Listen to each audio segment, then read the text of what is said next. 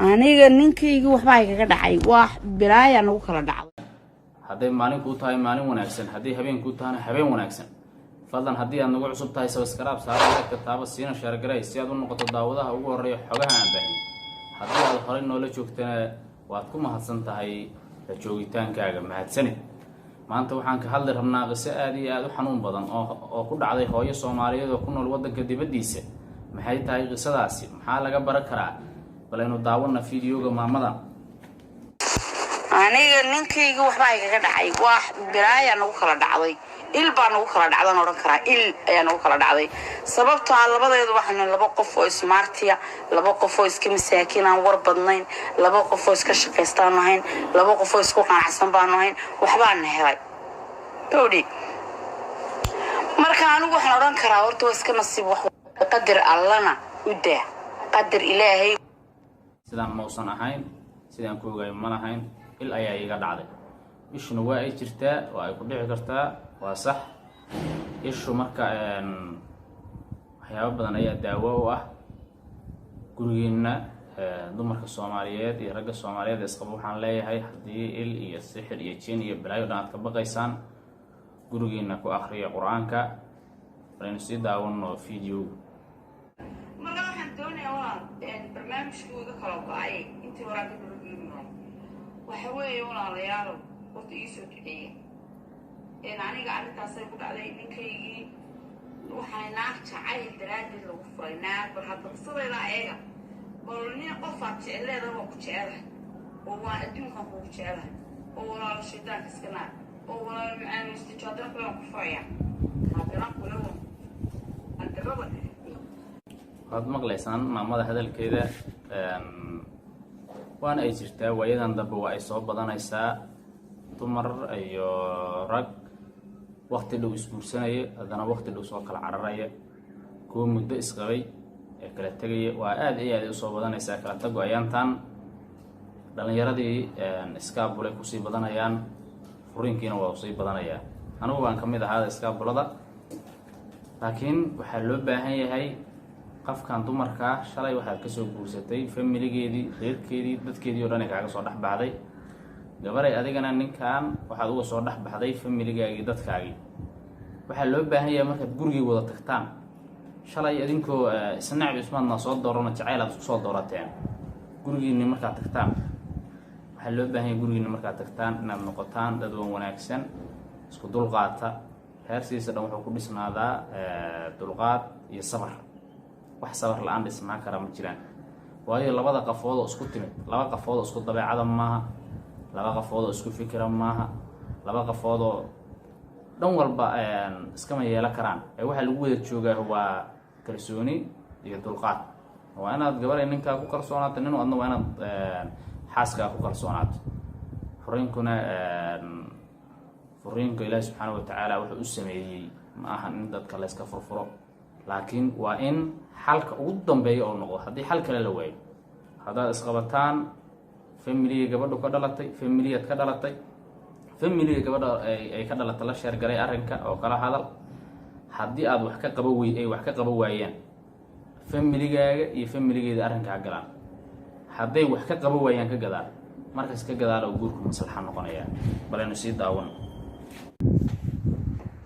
istijaadan kula ku furaya haddana kula waan ku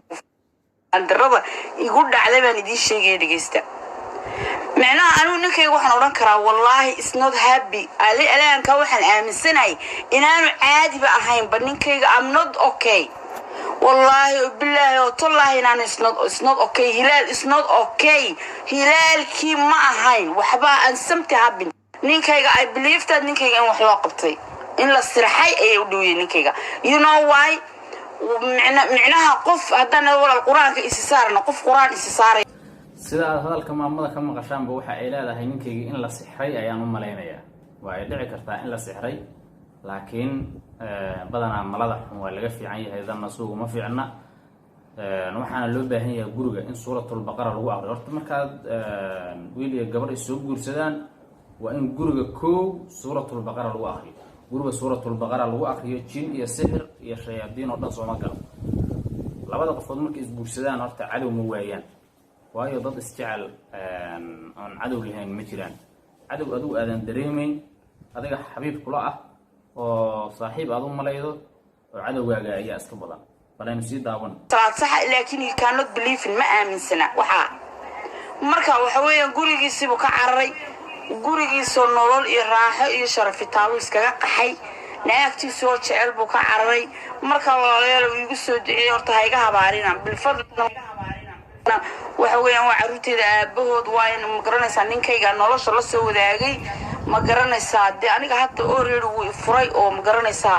waa in adeerkii haddana isagoo furay haddana caruurtiisii baan hayaa ma doonayo duceeyo ay tiri hayga habaarina waa sax waa qof aad u wanaagsan dad badan oo waxa jira shalay markii isku fiicnaayeen maanta markii la isku xumaado la kala tago aaba u malaysaba laba qof oo aad weligood cadow ahaayo xifaaltan kale uu ka dhaxeeyay shalay markaad isku imaanayseen oo isku fiicnaydeen maanta markaad kala tagaysaan hadiiba noqoto in la kala tago adinkoo wanaagsan isku fiican dadka isaga dhow waa inaad kala tagtaan saas ayaa fiican kuna haboonta balan si daawan in dhibaato ku dhacdo ma doonayo inuu one day wax noqdo ma doonayo ilaahay waxaan ka baryaa inuu cimrigiisa dheereeyo ilaahay waxaan ka baryaa waanu ducaynay inuu ilaahay aamiinta walaal ii soo qoro bilfadlan ilaahay waxaan u baryaa inuu cimrigiisa dheereeyo oo aan caruurteeda ayaan waa aabahooda aan dhibaato ku dhicin ayaan ilaahay ayaan leenahay balan si wadno sababtoo aniga waxa weeyaan dhibka uu ii geystay ama waxyaaba aan magaranaysaa iga soo maray ma doonayo inaan magaranaysaa aan ku habaaro waxa weeye inaan waajibigu ah inaan u duceeyo ma fahmaysaa aan u duceeyo problemka raalligaada waa qalbi jilicsanay markaan howlaha galaban mooshi noqonay uuhin ku waalanaya marka waxa weeyaan walaalayaal aniga horta shalay galab waan xanaaqay aad iyo aad baan u xanaaqsanaa waan murar dilaacay serious bana xalow dhan ma seexan qofkii shalay farxadda kula wadaagayay dadkoo dhan kaaga soo go'ay inaad ka tagto tagitaanka aad ka tagtay murugo darteed ay la seexan weyso waa arrin aad iyo aad u xanuun badan mana fiicna ragga Soomaaliyeed waxaan leenahay mas'uuliyad ayaa Allah subhanahu wa ta'ala ina saaray ar-rijaalu qawwaamuuna 'ala an-nisaa ayu Allah subhanahu wa ta'ala in leeyahay mas'uuliyadda lagu saarana waxaa ka mid ah qofka dumarka waa inaad adigu ka dulqaad badato waa inaad mar walba dulqaad ka badido waa inaad sabartaa sabar qofka dumarkaana ayadana waxaan leeyahay war labadii isqabaniyo ilaahay baa u nimceeyay dad aan waxba haysan wali isguursan iskaabulo ah waxa waaye iskaabulanimo wali ay haysaa labadii isguursatay markaad shalay isguursaydeen bahallamaadnaan ahayn oo waa isjeclayseen maanta markaad gurigii isku tagteen bahallaha isku noqonina oo waxa waaye saad isku jeclaydeen shalay isku sii jeclaada iskuna dulqaata labada qofoodu laasim qafaa qaldama qaf markuu qaldama haddii qafka kala saxo asagoo og in laga qaldan yahay beri waxaa imaanaya adiguna markaad qaldanto inuu asagoo ku saxo asagoo og inaad ka qaldan tahay saas ayuu reer ku dhisnaa karaa balan si daawan ma garanaysaa dee laba qof oo waxaanu nahay aniguna waxaan qof wax jecel isaguna waa qof iga sii jeeda marka qof wax jecel iyo qof ka sii jeeda mar walba waxa dhiban qofka wax jecel ayaa horta dhiban aniguna waxa weeyaan anigu jacaylka waan aqaanaa bugaagta jacaylkaan akhristaa qisadii waxaan akhristaa ma garanaysaa cilmi boondhere iyo hoodan waxaanay dadka jacaylka ka dambeeya heesaha waxaan ugu jecelahay heesaha jacaylka ah wallaahi beenidi هذا هو جعلك هذا قدرية وأنا أقعنا وصح dadka dhan jacayl lagu dhalay oo hooyooyinkeen iyo aabooyinkeen iyo ayagoon isjeclaan ismaysi soo guursan laakiin waxaa la rabaa waxa waaye labada qofoodu qoysaska qaar oo waxa la yaabaysaa bood arkay mararka qaar oo isleedahaba dadkaanu malaha dad jacayl isku soo guursada ma ahanba say gafuurku isugu taagayaan soo asagu ninku ula hadlayo xaaskiisii xaasku sidii naagteeda ula hadlaydo hadal naxariis laba aan jirinba tii aan isqabnayay tii saana heeday kii aan ilmaha u dhalayo fiican hadalada naxariista lagu hadlo hala badiyo hadalka naxariista oo waa sadaqo hadalka naxariista sadaqo waay aan si dhageysan jacaylka ah wallaahi beenidi ma sheegayo waxaan jecelahay oo anigu aan mar walba taageero dadka isjecel gaar ahaan waxaan aad u jecelahay dadka isqaba ee weliba istaageera. Xataa anigu waxaan ahay labada qof arko laba qof oo isjecel wallaahi billahi tallahi way isku qalqaaliyeen inay isguursadaan. Aniga jacaylka waxbaan ka aqaanaa because anaa la nool, anaa jacaylka la nool. صح labada qofood oo isqaba in jacaylkooda lagu taageero laguna buuriyo waayo nolol aad iyo aad u farxad badan ayay galeen. waxay ka baxeen nolosha iskaabulada oo qaraareed. nolosha iskaabulada qaraarkeeda dadka ku nool anigu aan ka mid ahay ayaa og. marka kulley waxaa loo baahan yahay in qof walba jacaylkiisa si uu ku wada qabo. waa ninka gabadha guursanayo adaa nooga aqoon badan sidaad xaaskaaga u raaligeli lahayd. gabadhay ninkaaga sidaad u raaligeli lahayd adaa nooga aqoon badan. shalay markaad isu guursanayseen oo telefoonka ka wada hadlayseen ood haasaawaha wadeen waxa waaye aad iyo aad ayaad isku kalsoonaydeen, aad iyo aad ayaad isku qanacsanaydeen. sidii aad kusoo jiiday lahayd shalay waa taqaan, maantana adaa nooga aqoon badan sidaad kusoo jiiday lahayd. marka saas si laga bedelo.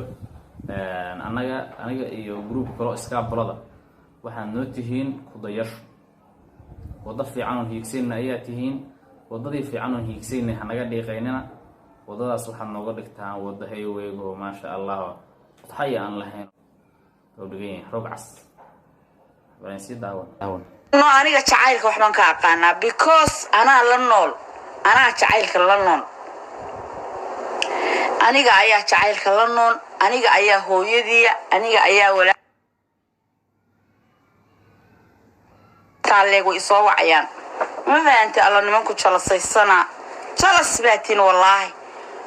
jalas inaadanaadhe nin walba naag baa haysta jecel maadi nabadgelisaan. aniga ninkaygo aan jecelahay baa iga tegey. ma fahanti mid kalena ma rabo, mid kalena ma doonayo. dee walaali daaya bilfadlan daaya maamada waad ujeedaan inay sheeganayso ninkeedii ay jeclaad